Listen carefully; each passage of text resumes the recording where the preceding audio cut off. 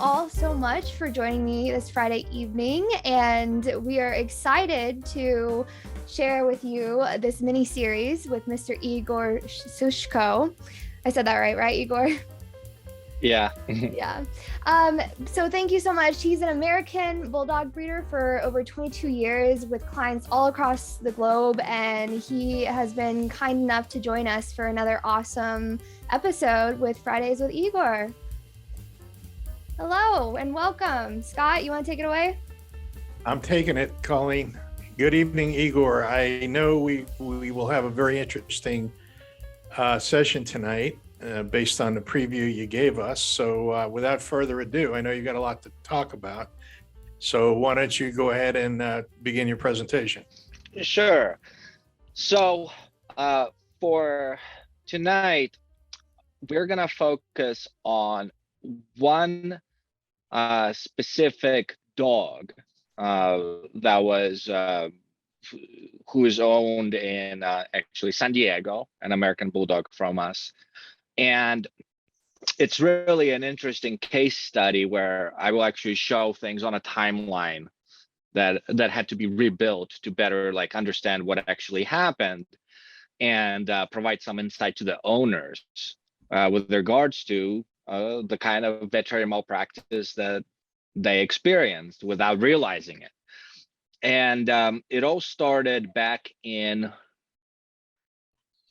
I believe, September or October of last year. So it would have been, October of last year, where I got a call from this family, and it was actually from their adult son who had been taking this dog to the vet. And this is, it's an unfortunate example of what happens when the owners choose to rely blindly on veterinarians for their even just. I think we're having some technical issues. It says we're live, but I'm not seeing it right now. So one moment, please. Mm-hmm.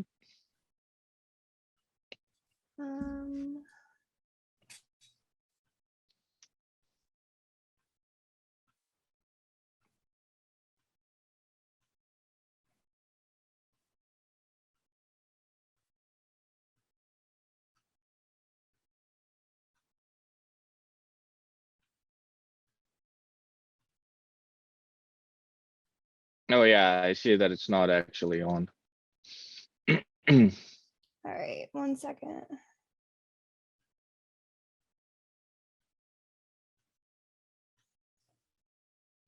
What is happening?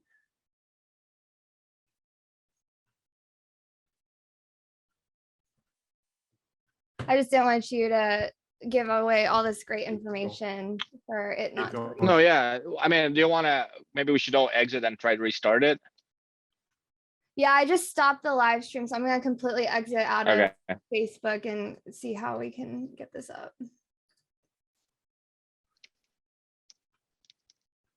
Should we go out, Colleen, and come back in, or what? It's not a Zoom thing, so you can stay here. Just give me 1 second. Okay.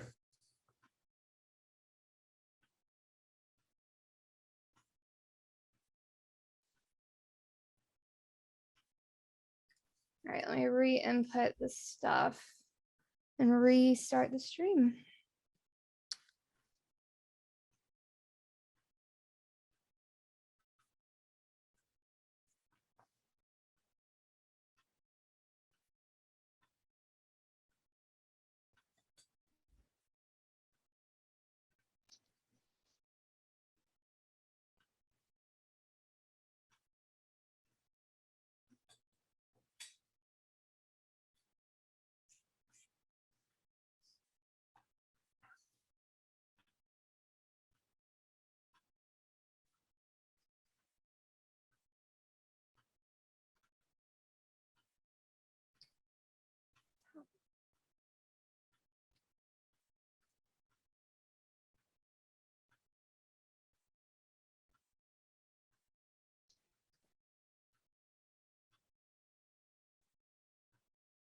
It's trying to connect. It's just taking its sweet time. So the quality, I think, of your video also is pretty poor, Colleen. Maybe it has to do with your internet connection. It might be, although for me it looks fine. So I'll test my internet real quick and see.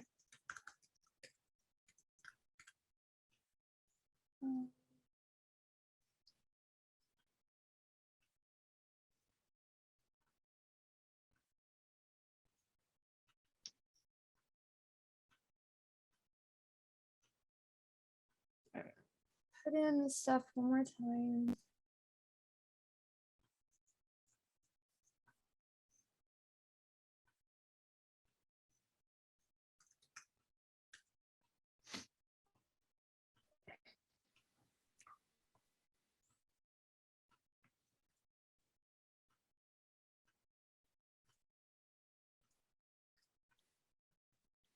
All right, I just tested my internet. It says it's good. I'm putting the stream back on once more.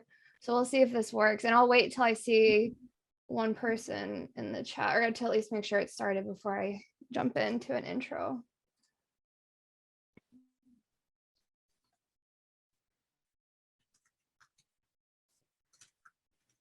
Okay.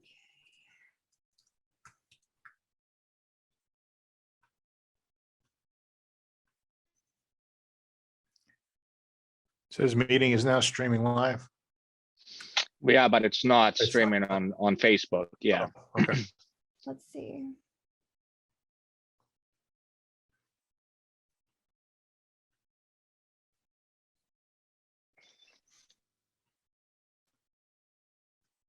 So it's not streaming because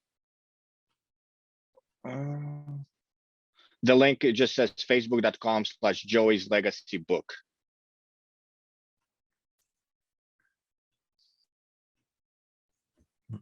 Yeah, I don't understand. So the Joey's Legacy book, that's the one for the page, not the group. Does that matter? It might be why.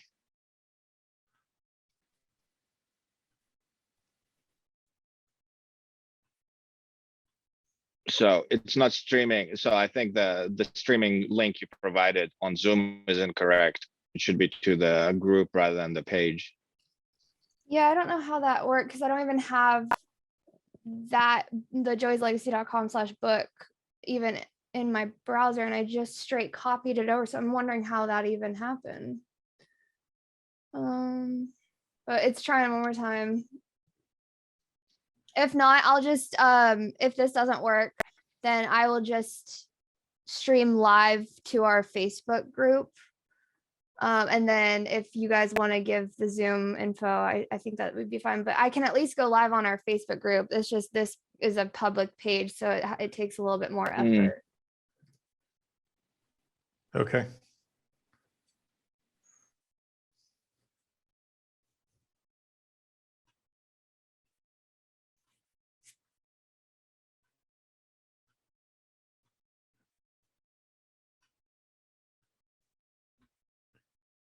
Okay. I'm copying the current news feed for the event, pasting that over. Yeah, see, because on my screen, it shows that that's what I input, but I'll try inputting it once more.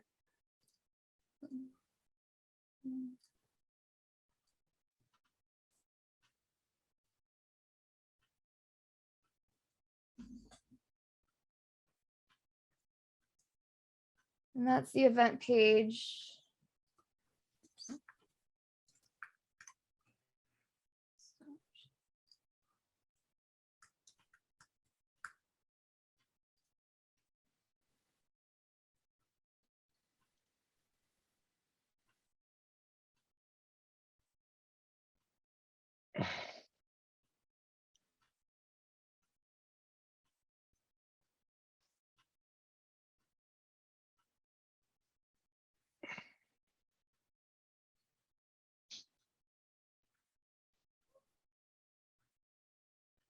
Okay.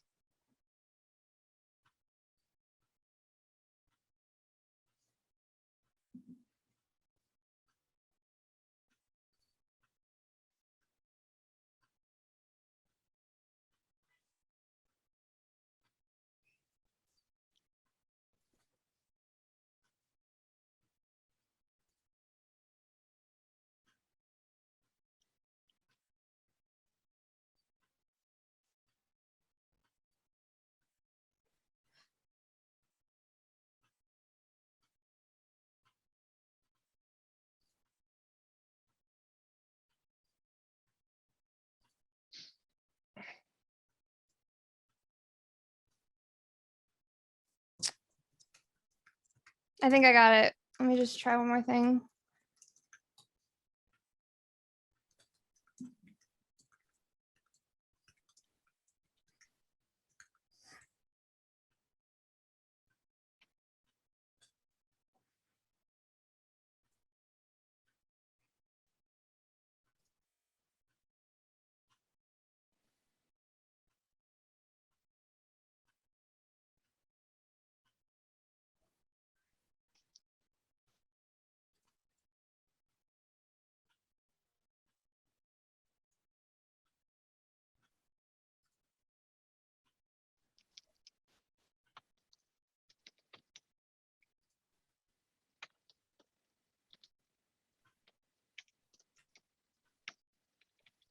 Yeah, it's not letting me go live for some reason. Okay. So back up, I'll post in the group that we're going live on the group because we're having technical difficulties. I don't know why that's not happening.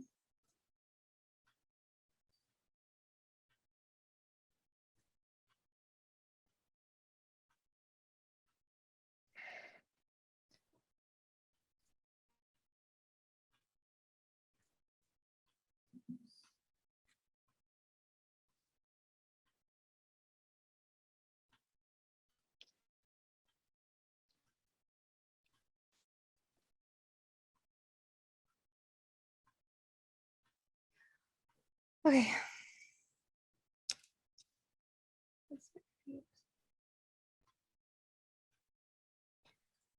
Live on Facebook.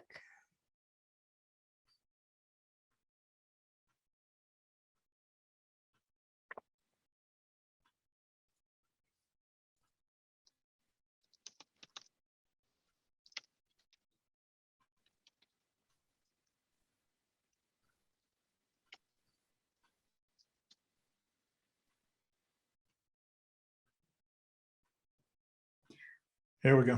All right. So sorry, everybody. We are having some major technical difficulties there, but we appreciate you sticking with it and being here with us tonight. My name is Colleen. I am one of the hosts for this evening, joined by the wonderful Mr. Scott Fine. Scott, how are you? Hi, Colleen. How are you? Minus these technical issues, I'm doing really well. Frustrating, I know. It's always changing. It's always changing. But anyway, thank you so much for coming. Tonight we have on our Fridays with Igor, Mr. Igor Sushko, who is an American bulldog breeder for over 22 years from clients all around the world. He is amazing. He has so much insight, and we are so happy that he is with us this evening. Igor, how are you doing? Good, good. Igor is like an encyclopedia of knowledge. It's amazing. All right, Igor, I know you got a special presentation for us tonight, so why don't you just get started? Sure. So today we're gonna focus on one specific case that we dealt with. It's a owner of ours that got a puppy from us and in San Diego, and I think it's going to be very illustrative in showing how the veterinary malpractice that was committed in the instance of this young dog was very repetitive and completely unknown and unnoticed by the owners. And really, at the core of it, it's the kind of things that we are there to prevent, but we can only do that when the owners take our advice to rely on us and have us involved with raising of their puppy. And in this situation, unfortunately, they sort of ran with just blindly relying on the veterinarian. And of course, that's in a normal world, that is completely how it should work. But that's not really the case in many instances with US vet care. So we're going to start basically on a timeline of from when the puppy was born. So you'll see it. I'll show a little bit of a presentation, a document that I prepared. And it all started when I received a call from the adult son in the family that owned this dog. The pup was at the time almost a year old, and they had been dealing with this various issues going to the vet, and we had no idea that was happening. And finally, when they did call me about it, probably because of frustration that they weren't getting the kind of help that was necessary to address the situation that was happening with the puppy. And uh I'm glad that they did, but it should have been done months and months and months before that. And actually there were specific things that had the guidance that we should have been followed, this wouldn't have even happened. And that final call, or the initial call, when the pup was already almost a year old, was that the dog was just diagnosed with severe allergies by the veterinarian. And I collected the information about the symptoms, and the father in the family, he completely disagreed with that kind of diagnosis that the vet had issued, because he said, I don't see any allergies. And of course, symptomatically, it's completely inconsistent with any kind of allergies. It was very consistent with various infections. And so I ask, in this situation, right, what I have to do is I have to collect all that information in terms of what has been done to the dog by the veterinarian. So I ask for a complete medical record. And to a lay person, you get that document, and it's oftentimes it's a huge puzzle, right? There's a lot of terminology that's used that's very unclear. Oftentimes it's very incomplete, with things like even dosages or frequency, even the diagnosis, right? There's so many things that sound like a diagnosis. There's a medical term for it that means absolutely nothing, right? It's an observational diagnosis. Right, like saying like some term for like a broken bone, like you can see that the bone is completely broken. The broken bone, like, it doesn't tell you why that happened, kind of thing. And so I'm gonna start with that page, actually. So this is a document that I prepared after having reviewed the medical records for this puppy. And again, keep in mind, not even a year old, and his medical record was like 25 pages, which is just crazy. So we can start with birth. November 3rd, 2020, this puppy was born.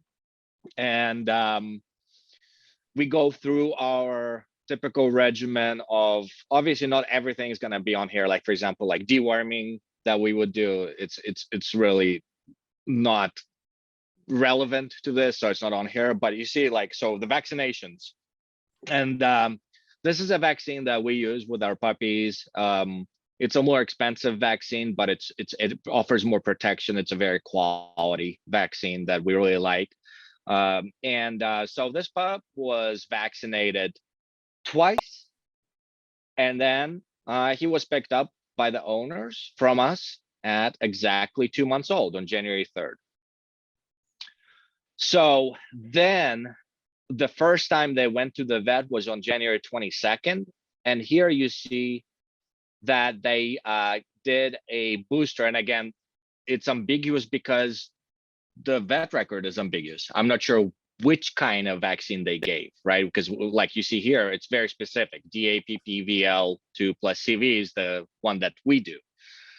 And so they had given this vaccine to the puppy, which in its own is completely fine in terms of timing, all good.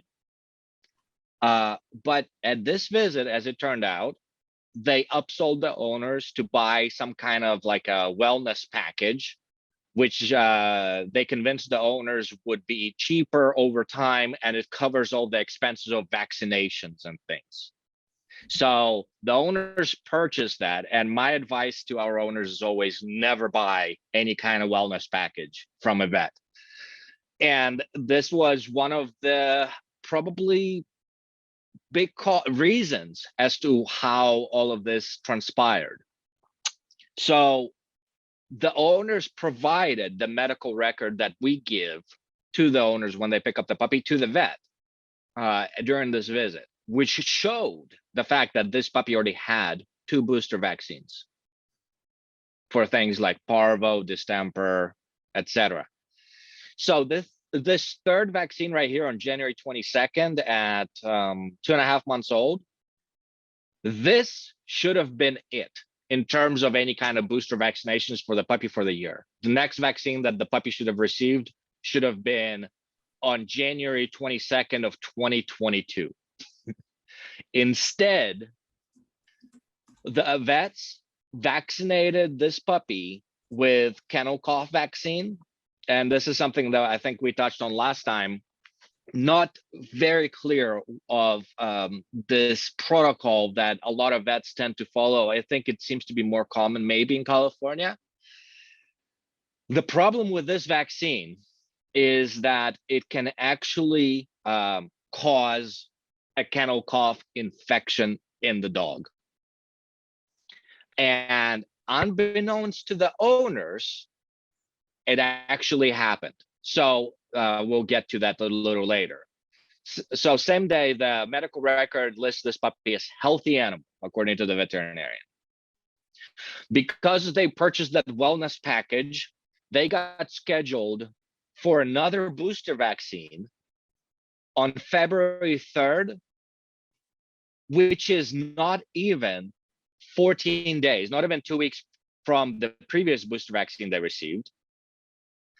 And it's completely redundant at this point. The puppy doesn't need any more booster vaccines. So they gave the puppy a 4th vaccine because apparently somehow the fact that the puppy already had 2 vaccinations, as he should have, before he was ever taken to the vet by the new owners, that information never made it into their record, or they ignored it. Then the puppy was again vaccinated with a booster 5th time. So this is all within a span of what, 3 months? Puppy got 5 vaccines plus Bordetella vaccine. And here things become to get more complicated because the rabies vaccination, this is something we talked about last time, was administered at 4 months and 8 days old, which is absolutely horrible. This is when the puppy's immune system is going to be very vulnerable potentially because of the teething that starts at 3.5 months old. So finally, in May, this puppy actually, by these same vets, gets diagnosed with a kennel cough because they caught the fact that the dog has nasal discharge and coughing. So in the notes, it said actually he was doing this in the exam room, but this is something that the dog had been doing, according to the owners, for a while.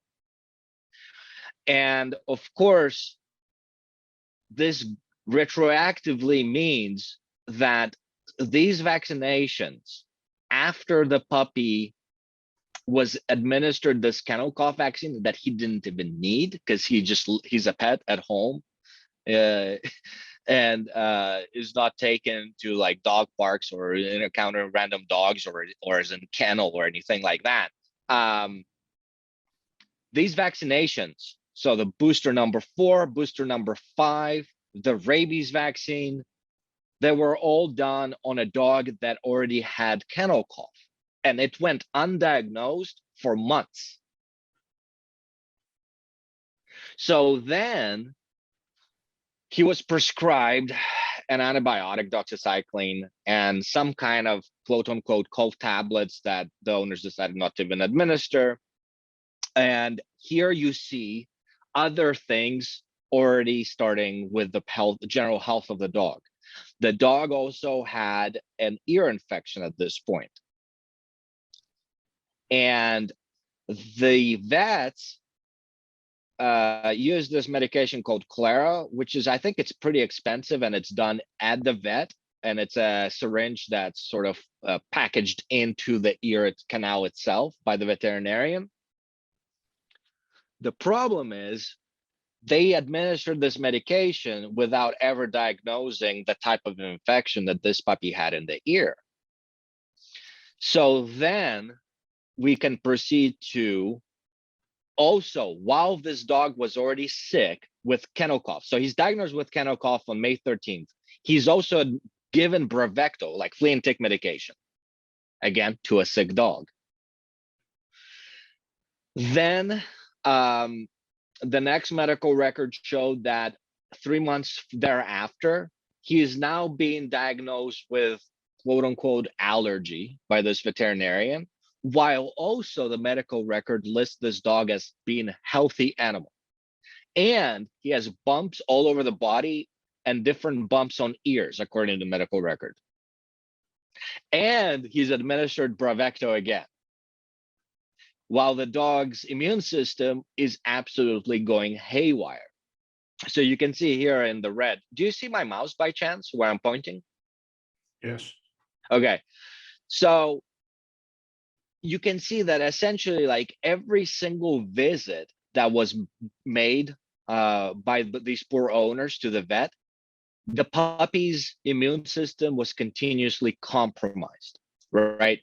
So the booster number 4, given less than even 14 days prior to the from the previous booster, this is, again, a redundant booster to begin with. The puppy should have had maximum of 3. It's gonna have compromised the immune system. Booster number 5 is gonna compromise the immune system. Rabies at 4 months old is gonna potentially compromise the immune system and cause side effects like infections. The dog is gonna be more susceptible to other pathogens in the environment, which is actually what is happening here, right? He's been overloaded with these vaccinations. His poor developing immune system has been sort of just knocked down, and he's already infected with Bordetella. So they're listing a dog that has multiple infections, even according to them, like in a kennel, like a kennel cough. Now he's recovering from kennel cough, and he has an ear infection, bumps all over the body, and he's listed as healthy animal while also being listed as having an allergy. I mean, it's just a total oxymoron. And so then what did they decide to do to a healthy animal, according to them? Give him prednisone, a steroid. And again, you can see on May 13th, they gave him this antibiotic for his ear infection called Claro. They gave him again the same antibiotic for an infection 3 months later because it never resolved.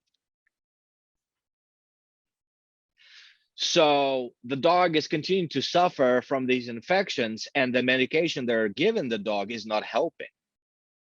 So then on September 16th, they give the dog another medication called Surolon for ears. And then they do a cytology, so that shows that the dog is positive for yeast inside the ears.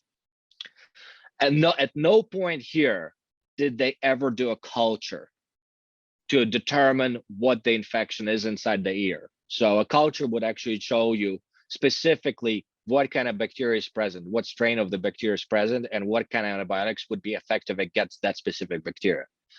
So now, look at this. They're giving the dog Apoquel, prescribing Apoquel on September 16th. And again, it's pounding, it's just pulverizing the immune system. Everything is they've given the dog is suppressing the immune system further and further and further. And then on October 19th now, so the puppy is still not even a year old, he's given a cytopoint injection. And that is another immunosuppressant. It's not a steroid, but it tweaks with your immune system function, and it suppresses the immune system. And the notes say strongly recommend a strict hypoallergenic diet trial with rocaine and ultimino for a minimum of 2 months. So they're telling the owners that this is an allergy that the dog has to the dog food, which is just utter nonsense. And just for our listeners, so they really understand what rocaine and ultimino is, it's a hypoallergenic type of dog food. So it's ultra high processed protein to the point to where the canine organism has no way of telling where the protein came from. So like all that information is basically just stripped from the actual compounds. And ultimino, that food is made out of bird feathers. That's the protein in the food. So realistically, that is also going to destroy the dog's immune system if you were to put the dog on bird feathers as its diet. And it's been diagnosed with severe allergies now. So this is the time that I first got the call from the owners. And I started collecting all this information, and I put this all the medical record into this Excel sheet, and I sent it to the owners, and they were just absolutely stunned because, of course, the vet never told them that the dog got sick with Bordetella because of that vaccine that was given to the dog, because it had no other place to get it from.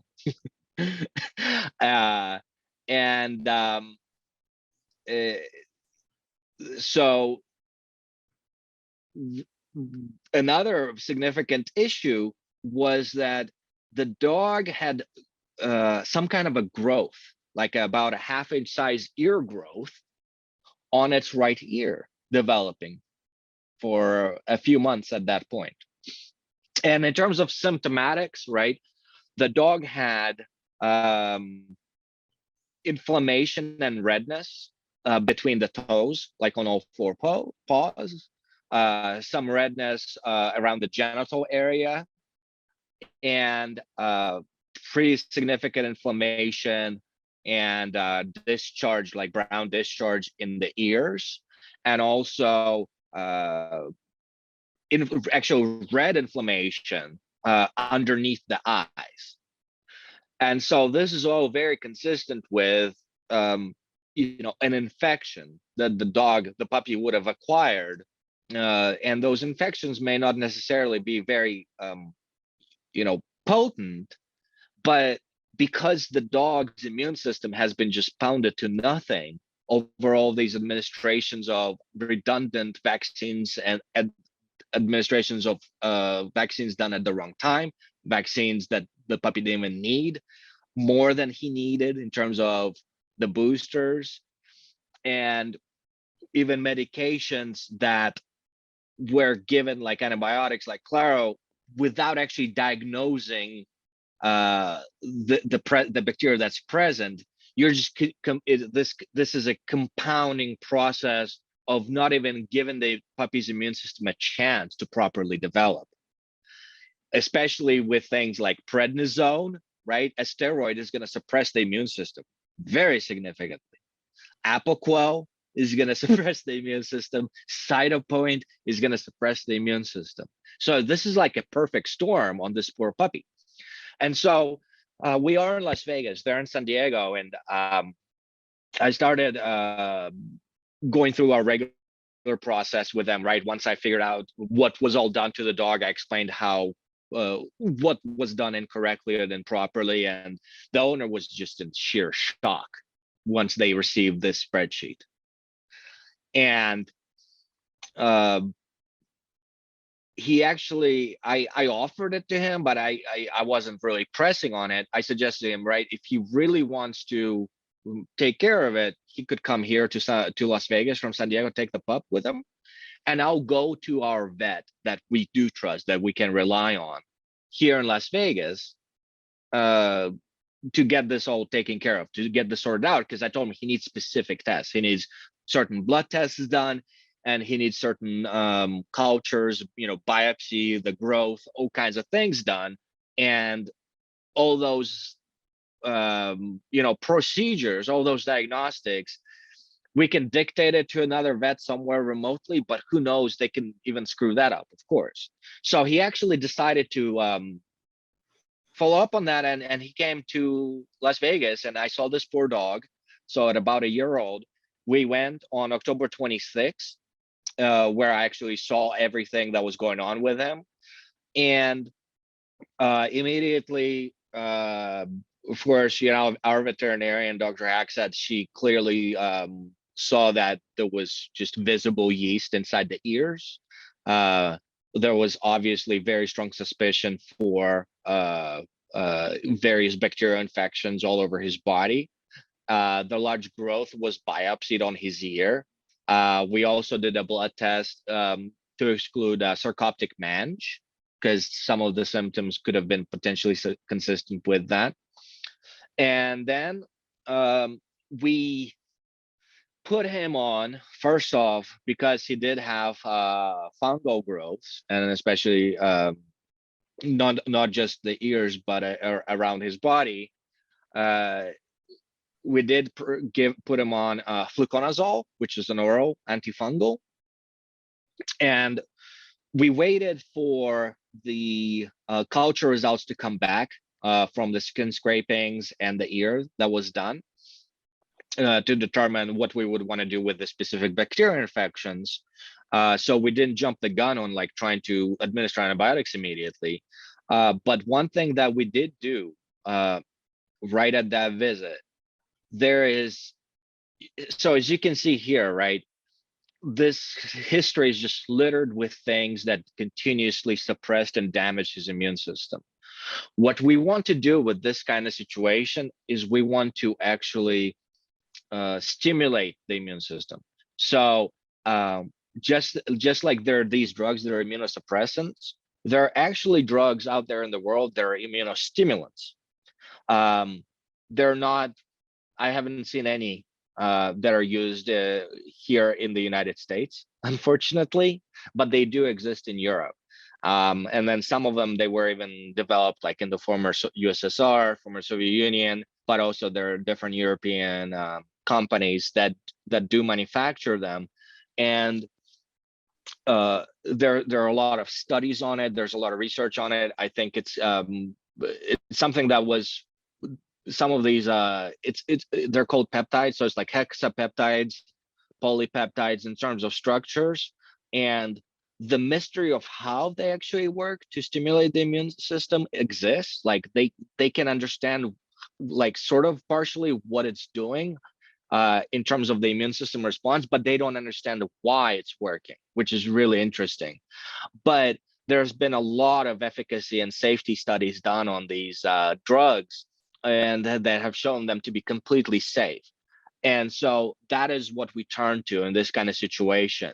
We used, it's an injection called Immunofan, and you do a series of 3 or 4 1 cc subcutaneous injections to try to sort of kickstart the immune system back, to get it working more at a normal level.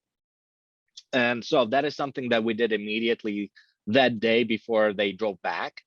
And once we got the culture result back for the ear, sure enough, these medications, Claro and Surolon, that the vet was blindly giving, pretty expensive stuff, by the way, to this dog, the antibiotic that's present in this medication had 0 efficacy to the bacteria that was present in the culture that was growing from that ear, which is why the dog continued to have ear infection for months. So once we got the culture results back and the correct ear medication was issued, Mometovec, that ear infection went away. And the big thing with regards to the surface infections, so like his genital area, his face, his paws, we didn't even use any kind of systemic antibiotics. we put him on shampoos. So let me go to so let me finish this slide right here, right? So as of recently, last month, dog was completely back to normal with our very superficial regimen, like not trying to do too much in terms of medication. No more, so the infections completely disappeared on the paws, genital area, the ears as of December 1st. And very surprisingly, even to us, his half-inch size ear growth completely disappeared as of a couple weeks ago.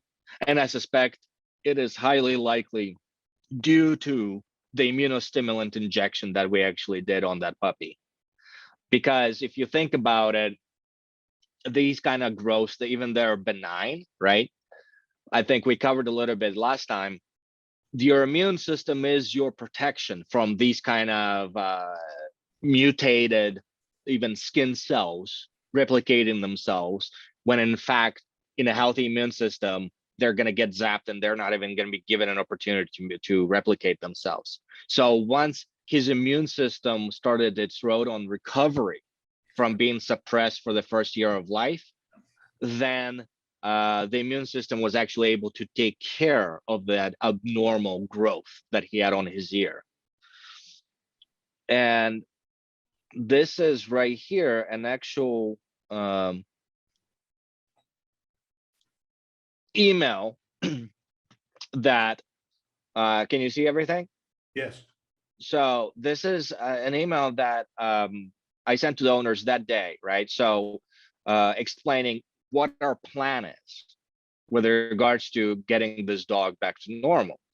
So the reason that we administered a 1.5 cc ivermectin 1% subcutaneous injection is because these symptoms that he did have in different parts of the body could be potentially due to something like sarcoptic mange. And sarcoptic mange, it's pretty difficult to diagnose visually, because that mange is really, really tiny. The only reliable test for it is a blood test where you test for antibodies for it. But given the dog condition, I didn't want to wait.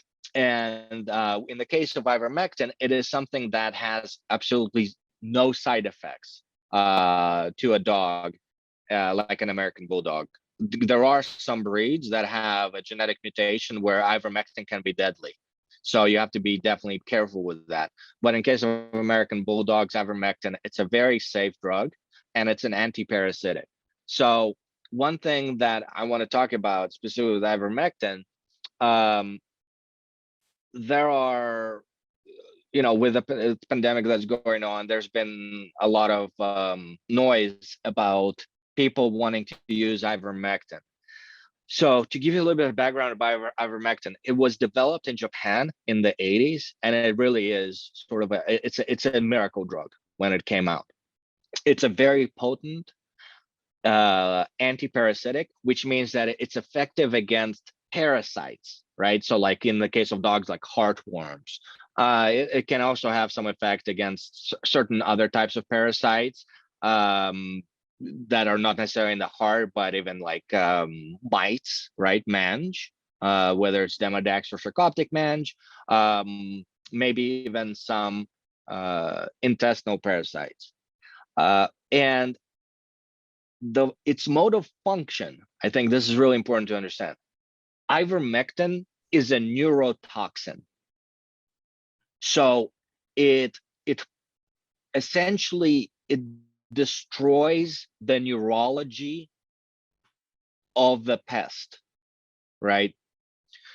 So the host body, which is us or dogs, for example, when you're talking about ivermectin, you're taking ivermectin to kill off parasites that actually have a neurology that is susceptible to this chemical.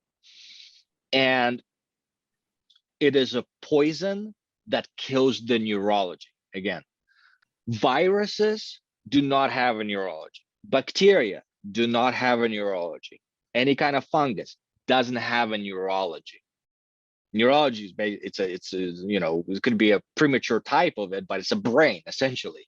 So any kind of infections by beings that do not have an actual neurology, ivermectin cannot possibly have any mode of function or efficacy against. There's been some studies in especially third world countries where ivermectin use as a therapeutic has been linked to better outcomes with regards to the current pandemic. And that is extremely easy to explain why. It goes back to the fact that if an organism is infected with parasites, you're going to have a suppressed immune system. Our biggest protection against the current pandemic is the immune system, right? That is capable of developing those antibodies, especially, you know, that's how the vaccines work. They trigger your immune system to work against the virus coming into your body so that it can detect it and it can neutralize it with specific antibodies. So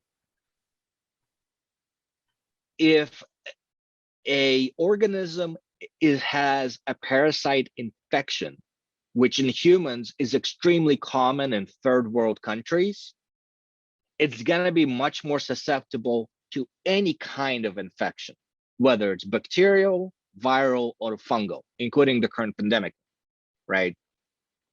So of course you want to have as healthy and as a function as like the best functional immune system you can have, which means you want to eliminate any kind of parasites you actually might have. And many of these parasites in humans, right, you're not going to have any symptoms. It's more rare, of course, right, in a developed world where a human could have parasites, but it's probably way underdiagnosed. So there are definitely parasites that do infect humans, especially people that have pets like cats and dogs. In some other countries, it's actually a normal protocol that you actually take a deworming medication as a human, as a dog owner, at least on an annual basis, as a prophylactic. So back to this specific case of the dog. So it turned out that the blood test for the sarcoptic mange that what I was potentially concerned about did come back negative. So it was it turned out to be a non-issue. But at the very least, right, the ivermectin subcutaneous injection didn't hurt the dog in any way because it's completely harmless so long as you do the dosing correctly. And the dog was put on Mometavet, which is the ear ointment that actually the vet and I both agreed. We thought like that's the one that will work if those others didn't. And so we actually preemptively started this medication before the culture results for the ear came back. But once they came back, by the time they came back, the ear was already healed. So we knew it was working, and it was completely confirmed by those culture results that the antibiotic contained in the Mometavet ointment is effective against the present bacteria, whereas the other ear ointments that were used by the previous vets were not, because they never bothered to do the culture. And so we proceeded to tell them, instruct them to do the second, third, and fourth dose of this immunofunding injection. It's just like a 1 cc injection, almost like a vial that looks like a vaccine type of vial. And I, of course, want the owners to keep in touch with me to provide me with constant updates on how the dog is improving and what's happening with the dog. So I asked them to, keep me posted. And once we had the result for sarcoptic mange come back negative, I asked them not even to follow through on the ivermectin injection because I had a pretty strong suspicion that it could be sarcoptic mange. So it turned out to be negative, so we didn't do those injections. But then this right here is what was really critical, right? So fluconazole was an antifungal because the dog had fungal infection. That's why the dog had some of that inflammation as well, beside the bacteria. That's why the dog had some even itchiness. Once he got put on this, those symptoms disappeared. And with the ears, you always want to use first a type of flush to clean the ears and clear off all the gunk before you apply the medication, which is what we instruct the donors to do here. And then in terms of any kind of inflammation and so the infections that he had on his face and his paws and his genital area, we simply took care of it with these two shampoos. Benzoyl peroxide shampoo, it's a fantastic shampoo that really like exfoliates in the sense that it helps clean the skin very well to where it removes all the dead skin cells. So you're exposing, you know, the good surface layer of the skin. And then we ask them to apply this specific shampoo. It's called Vet Basics chlorconazole. So it's chlorhexidine and ketoconazole are the active ingredients. So it's both antimicrobial and antifungal, and you want to leave it on for 10 minutes. So once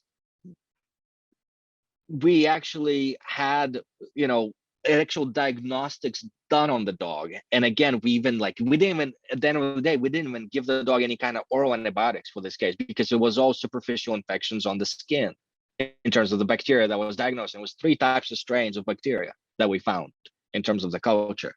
It was all taken care of just by this shampoo.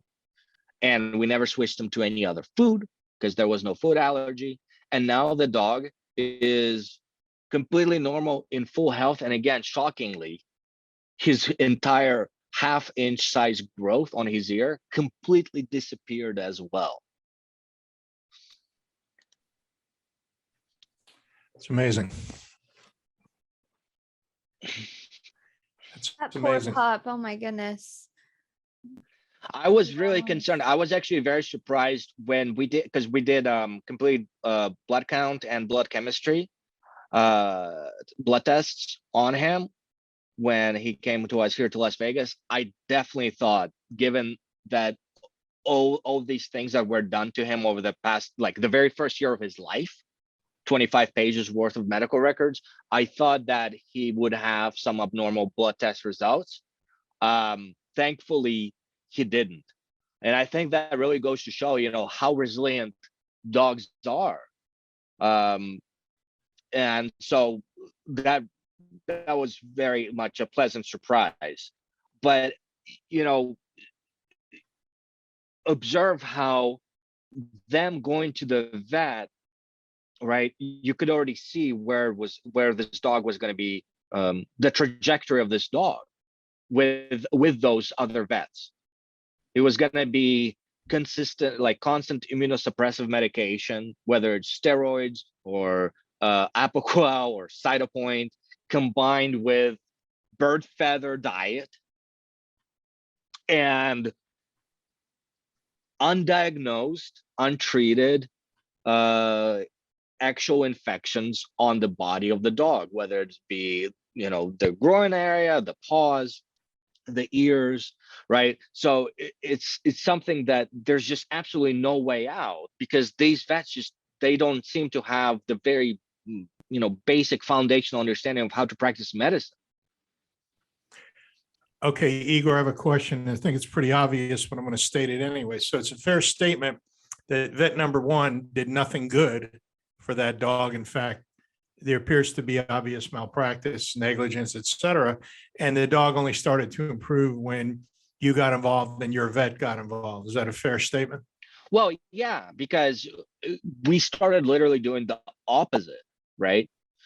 Instead of just loading and stressing the immune system that of a developing puppy, we went the opposite route. We started trying to stimulate the immune system, and given the dog a chance by only treating that superficial bacterial infection that was present on the skin, or the fungal infection for the most part, topically, right? Fluconazole wasn't necessary because you know, so long as a dog is drinking a lot of water, it's not going to hit the immune system too hard as a medication, especially if it's not prescribed for a long time.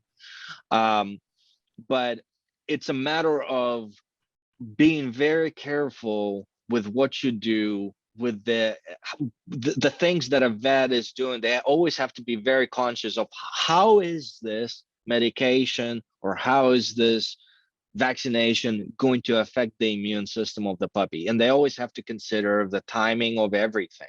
You cannot be vaccinating a sick dog, which is here. They did like 3 times, all on a dog that already had kennel cough from a vaccine they themselves gave him.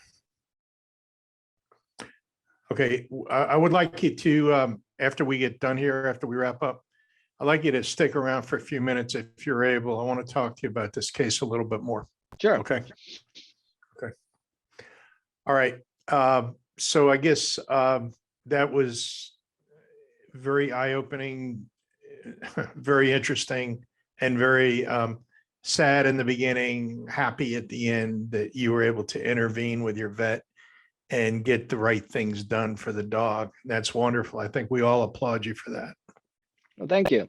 Absolutely. Yeah, I mean, I was not very optimistic initially. I'm really glad that, you know, of course, now they keep in touch with us on a much more regular basis than they did before. And the dog is fully normal very fast, right? Within 2 months. Okay. Cool. I did not think that the dog would be able to make such a recovery after such abuse of the dog's immune system. Right. Right. Okay. All right. So Colleen, do you have any thoughts or questions? So was this like one of the worst cases that you've seen, or like, are these becoming more and more common? Like, what's your take on this particular? So my take on this particular case is, I think this is probably the most very, very prevalent Gotcha. type of malpractice that the owner doesn't realize is happening, right? So initially the dog was healthy, right? And then the vet, like, I mean, they're saying the dog has quote unquote allergies, and during the same visit, they're also labeling the dog as healthy.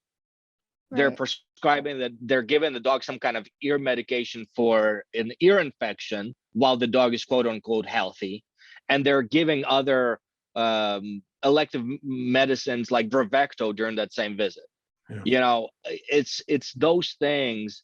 You know, it goes back to the basics. I think that the other day I caught a snippet of one of your interviews, Scott, you know, and you know, the vet was saying you cannot administer vaccines on a sick dog.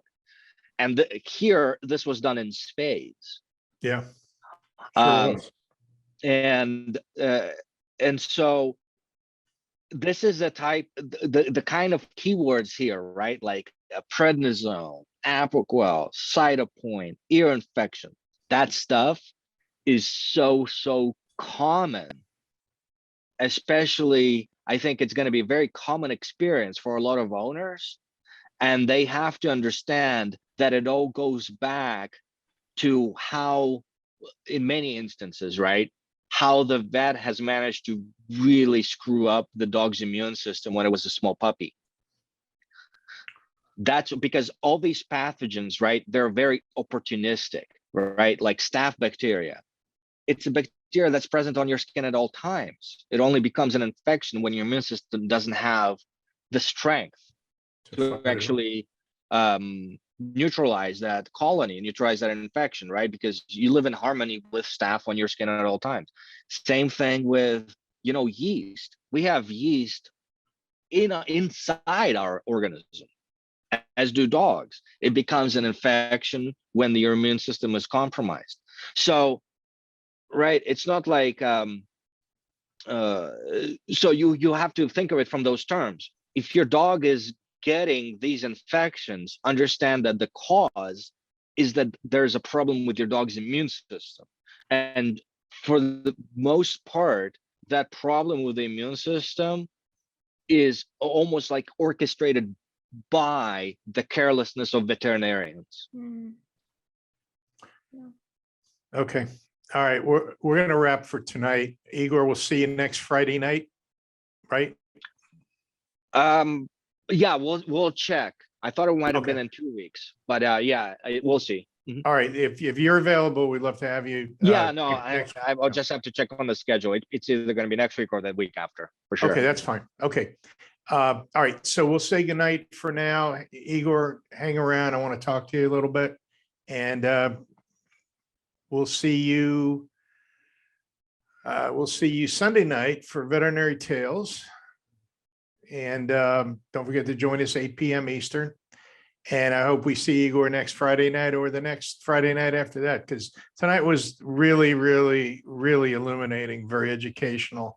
And that's what we strive for with these podcasts, to educate our companion animal parents and make them the best advocates that they can possibly be for their loved ones. And okay, I guess we'll say goodnight. Thanks for joining us, everybody. Hi, have a Thank you. good Good night, one. everybody. Good night.